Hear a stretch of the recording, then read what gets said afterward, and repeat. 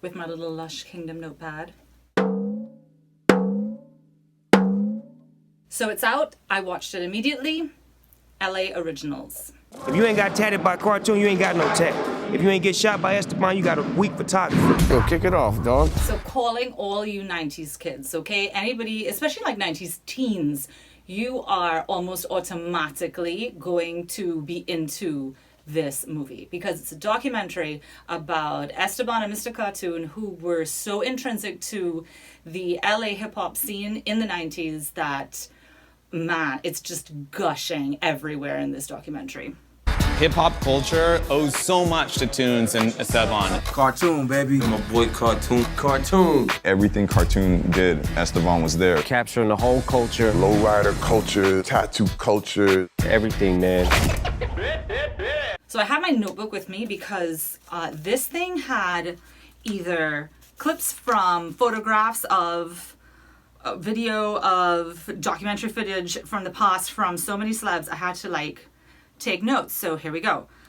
Eminem, Snoop Dogg, Ryan Phillippe, Justin Timberlake, 50 Cent, Eazy-E, Dr. Dre, Travis Barker, Kobe, Christina Aguilera, D12, Eva Longoria, Mario Lopez, Jessica Alba, Nas, Method Man, Beyonce, Jay-Z, Michelle Rodriguez, all of Cypress Hill, of course, Exhibit, George Lopez, Danny Trejo, Ice Cube, Terry Crews, Scott Carr, and Brian Grazer. But there's more.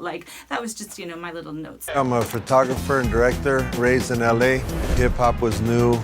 I'm on tour with the Beastie Boys, No Doubt, the Fugees, Limp Bizkit.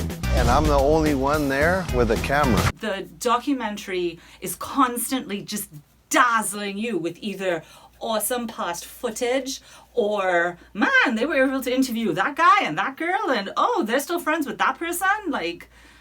The influence of these two people is undeniable. I was documenting, cartoon tattooing the biggest artists in the world at that time. If you have no idea who they are, then you're going to thoroughly enjoy discovering how important they were to that scene, but also how you can have a right place, right time situation for somebody's career, but you've also got to be genuinely talented and ready for the position you've been thrust into. I had to draw every day. At the time in the 80s, it was all about where do you fit in hip-hop. He was an awesome graffiti writer.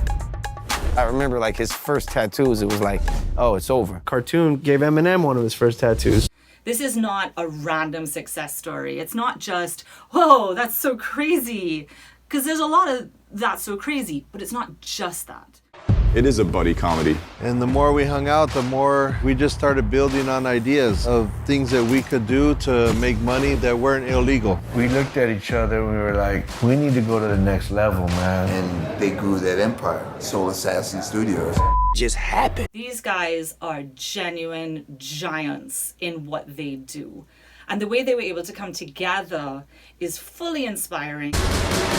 These dudes are like Cholo Da Vinci's. They've been unstoppable ever since. They paved the way for a lot of people. Yes, the documentary does kind of gloss over some of what might be the less desirable things. Going from addiction to sober is wrapped up in 12 seconds in the documentary with one of them, But it still is wonderful to see, and must be said, Chicano culture is represented through and through. It's talked about from the beginning to the end. Now you have a new wave of Chicano artists that can focus on Chicano pride. By the end of it, they're not just bigging up everything and look at how amazing it all ended. There are some sobering realities. Yeah, man. Solid watch. They are LA.